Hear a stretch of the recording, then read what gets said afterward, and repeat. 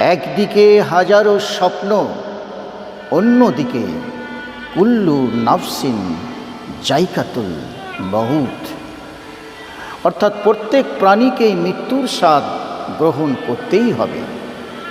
ক্ষণস্থায়ী জীবনের রঙিন স্বপ্নগুলো থেমে যাবে, শেষ হয়ে যাবে মৃত্যুর সাথে সাথে।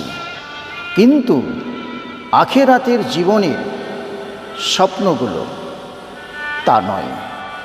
আখিরাতের জীবন চিরস্থায়ী মৃত্যুহীন এবং তার স্বপ্নগুলো চিরস্থায়ী মৃত্যুহীন।